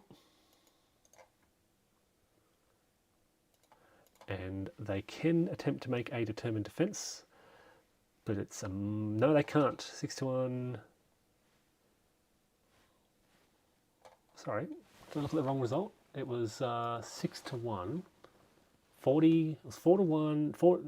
Sorry, 5-1. 6-1. Headquarters 7-1. Shifted 1 to the left, so it's an A1 D1 result. They will make a determined defense with a -1 modifier. 4 is a partial. Okay, so that's basically they have to retreat. Partial success, 11.6.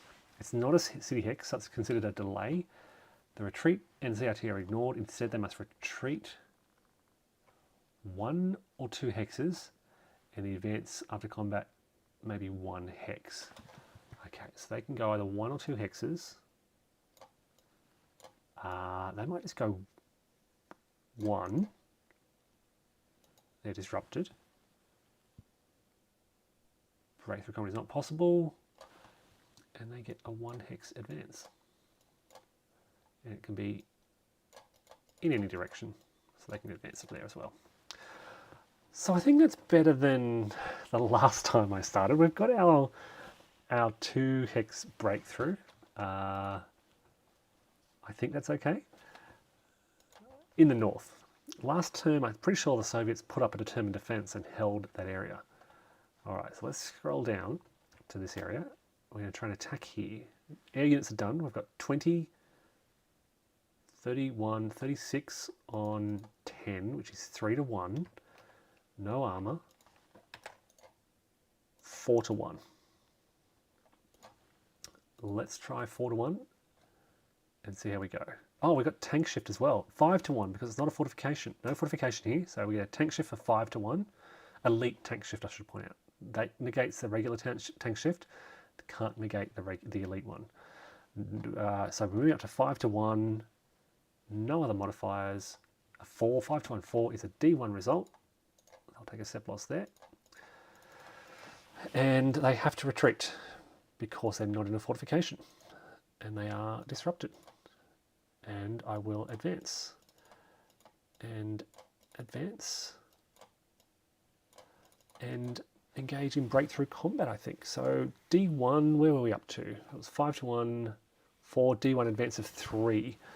So I can go 1, oh hold on, sorry, D1, 3 hexes. Okay, so they retreat 3 hexes.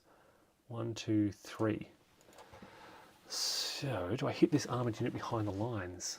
I've now got 1926 attack factors in this breakthrough. Can I have 26? That might be too many. That might be overstacking. I'm pretty sure I'm overstacking here. I think stacking is three German combat units and a free stacking unit, which is none of them. So now I've got 22. I would get 4 to 1, 5 to 1 on this unit. So I can go 1, 2, 3 to attack here with 4 to 1, 5 to 1 with my elite tank shift. So 5 to 1. Let's see how that goes. Not great. Oh, it's a DR2. I'll take that. 1, 2. They're disrupted. And I'll stop there. Alright, that was just to hurt them, basically. Okay, bit of a gap. These guys can now also advance, and they can also advance into there. Now, I thought about a combat here, didn't I? Because I've got the infantry, 18, 36. I'd have 3 to 1 down to 2 to 1. Do I want to risk a 2 to 1? It's just losing infantry. Let's try it. 2 to 1. I shouldn't have done it. Whenever I say let's try it, it never works. All right, that's a step loss and no other effect. Scrolling down. Where was that other combat going to happen? It wasn't there. I think it was here, right? So I've got 10 Italians, 21, 33 on 10, which is 3 to 1, 4 to 1, back down to 3 to 1. Let's, because of the fortifications, they have no armour in there. Let's see how we go with 3 to 1. 3 to 1, 3 is a DR2 result. They will make a determined defence. They've got a headquarters over here, so they'll use that to add. So it's +1. Okay, so +1 to their roll of 3 is a 4 in a fortification is a partial. Okay, it's not bad. They do have to retreat 1 or 2. They'll go back 1. They're disrupted. And we will advance. Okay. Look, we've broken through. We're setting up well. I'm pretty happy with that opening, much faster than for Blau. If you've hung around and watched for Blau, it's a much quicker playthrough. I'm more familiar with the rules as well, notwithstanding the possibility I've made mistakes. Recovery. No access units need to recover. No replacements. Oh wait, replacements. Why do I get replacements on turn? Oh, I get replacements if I choose not to attack with those units, I guess. So I could have taken replacements on these guys.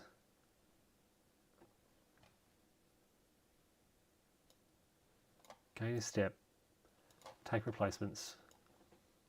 I also get an infantry replacement, so they will gain a step, take replacements, and the replacement marker is now removed. That's interesting. So I did lose a lot of infantry units on that turn. So replacement marker is removed. Supply phase, advance my railheads. Have I done anything to advance? Oh, I have. Look at this. 1, 2. That's pretty good, considering last game it just sat there forever. That one can't move, and this one can't move, although I have cleared the hex. Okay, and this one cannot move yet either. Supply is good. Isolation attrition, no. Spend SPs, I can't do that yet because they're not. I should have moved them actually. So that will go there. I could flip them. I can spend those. Yeah, why not? They're ready. Because that way I get the MSUs back. May as well keep them active. In fact, yeah, we'll do that. Did I move headquarters off a rail line? I did. Why did you move off a rail line? I'll keep them on the rail line. 1, 2, 3, 4. Yeah, they can reach that. And there was one over here. Did I move them off the rail line as well? I did. 1, 2, 3, 4. I'll keep them on the rail line because I forgot that rail lines are needed for that supply. Okay. Soviet player turn. All right. So what are the Soviets going to do? Collect air units? No. Train markers? No. Fortifications? No. 2 resource points. I'm looking at the Don already. How far back do I look to build these fortifications? Look, they've spent some points, so they're going to go, hey, ready that. And where's the other HQ that I used? I have to use them as well, so we'll ready them. I'm not ready to build fortifications yet. I'm using my headquarters, which is good. I always forget them as the Soviets. Reinforcements. Let's get these Soviet reinforcements. Turn 1, they come in. They can rail. I can rail them into this vicinity. That looks like a good place. I learned my lessons from the last game where I moved them too close. They got smashed. They defend with 1 strength point if I rail them in too close. All right, to spend up SPs to flip Axis reinforcements, replacements. No replacements for the Soviets. Movement, I've already started moving things. Let's keep going. Take the move markers off. Look, I can probably hold that fortified line. I might. It's a good position there. I'm going to move in. This sounds weird. Here we go. Infantry. 1, 2, 3.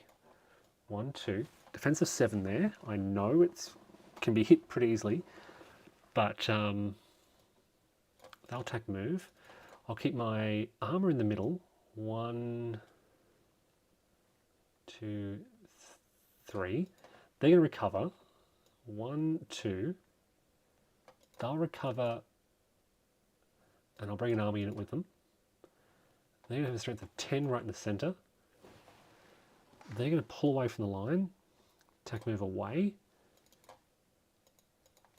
NKVD is going to hold, but this unit will go 1, 2, 3, 4, 5, 6. Extended movement.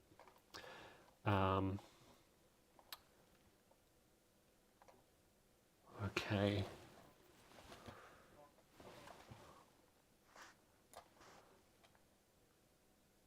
We're going to keep them in Voronezh. Okay. Do not want these guys to get trapped. I think it's worth... So I pull them back now or wait a turn. Certainly pull the tank unit back. 1, 2, 3, 4, 5, 6. 1, 2, 3. With extended movement.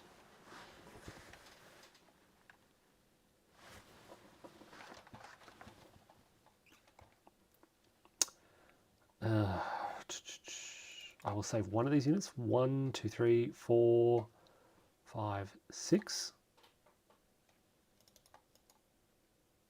I'll just tech move in there. I think, how big is this gap? These can be sacrificed to slow down the Germans. Do not want to lose these armoured armies. I'm just thinking 1, 2, 3, 4, 4.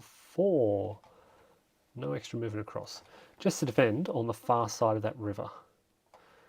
Which means I can move these guys back. They'll come down. Actually, they'll... If I just pull back to the far side of that river, yeah, and then these guys can tack move away and they'll recover. Actually, they'll tack move away to there, just in case they break through. This will come down. They will pull back across that river. They will hold, but I'll also push this formation up. They will hold. 1, 2, 3, 4. Oh, hold on. These roads are half. 1, 2, 3, 4, 5, 6. 1, 2, 3, 4, 5. Extended movement. They'll hold for now. Holding along this position here. Need to tack move back. The Italians causing me some headaches. I'm going to go 1, 2, 3 and just tack move in there. So they'll recover. They've pulled back to recover, but I'm holding the line everywhere else.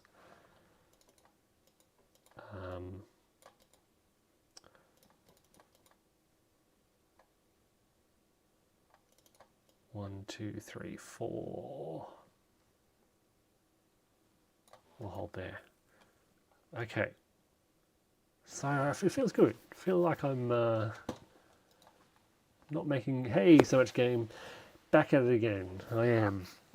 Just done the first turn of Blau, which took me for a long time. I had Lawrence Goff helping me out immensely. But this is what we got to. Be interesting to compare in just a moment. I'm almost there. So that's it, I think, for Soviet movement. Yeah, we'll leave them there. That's it. That's it for Soviet movement. So, no Soviet combat. Soviet recovery is going to look good.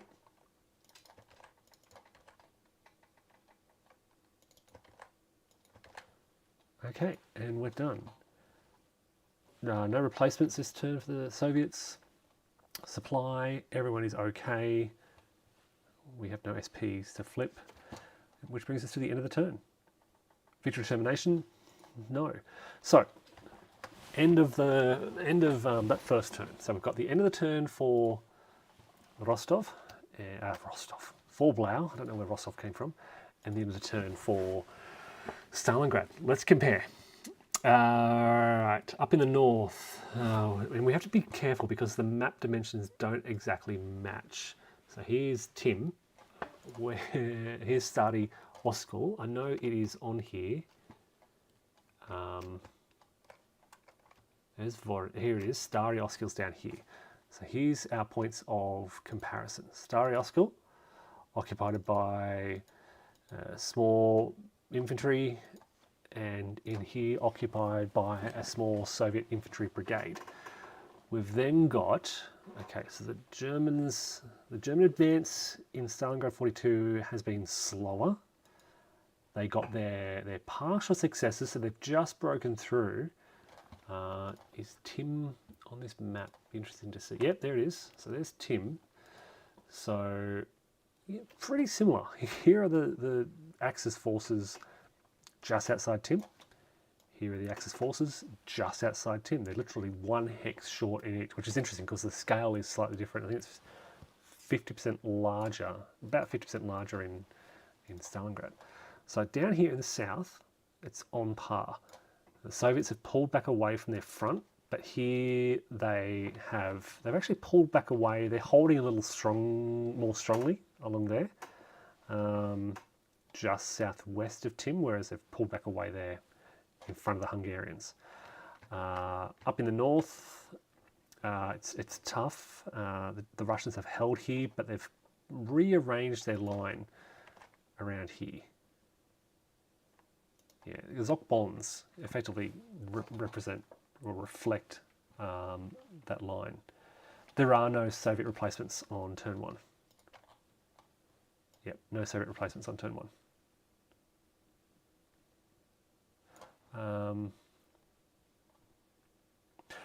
So much games is asking, do turns represent the same time frame?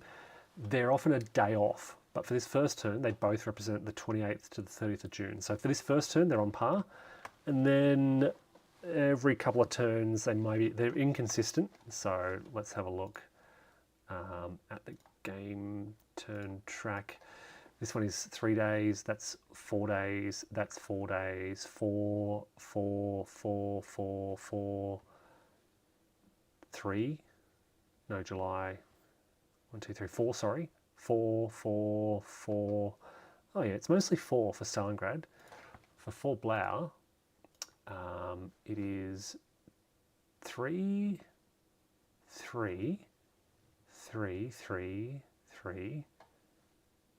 It's consistently 3. I thought it was off. I thought it was various. No, it's consistently 3. So 3-day turns, 4-day turns. But the first turn in Stalingrad is 3 turns, 3 days. Okay. So up in the north, so that's just, it's that northern edge here. So they're east of Shikigri, right? And they're east of Shikigri here. It's this advance, which is kind of hard to replicate. You have to get a good result in Stalingrad 42. And they haven't quite got that. That's kind of effectively this area here. So for Blau, they were able to push forward a little bit more. Down the south, this is going to be very different, because in for Blau, because of the activation rules, commitment rules, you don't want, I chose not to attack with the 6th Army, but it's important to attack with the 6th Army in Stalingrad. So there's a distinction there. For Blau, you want to keep the Soviets asleep because of the commitment mechanism. That doesn't exist in Stalingrad. You want to attack and attack and attack and attack. And I've done the same in the south down here as well with the Italians, and that just would not happen. Would not happen down around here. Here's Voroshilovgrad. There's Voroshilovgrad. I've already kind of pushed through this area here in Stalingrad, but I don't. If I did this here, it would wake up and activate the 18th Army, and then we'd have this chain effect. Adjacent armies would be able to roll and so forth. What is the cause of the different scales of the hexes if the time scale is similar? I don't know, just I think the design. So this is Mark Simonitch, this is Greg Blanchett. Yeah, I don't know. It's a good question. I don't have an answer. So folks, we're at the end of turn 1. That's it. I'll wrap up here. This has taken quite a long time to get through. Thank you everyone for watching. As I said, the main reasons for the differences, which is around the 6th Army area, at the very start I did talk about why I'm not attacking with the 6th Army in for Blau. I could have, the option is there, but, oh, sorry, they're further north. But if I were to attack with the 6th Army, these Russians would become committed. They'd effectively wake up and they'd be able to pull away from the front lines, and I was trying to avoid that happening. But there are no such rules in Stalingrad 42. They are awake and active. I'm just thinking, have I missed any rules?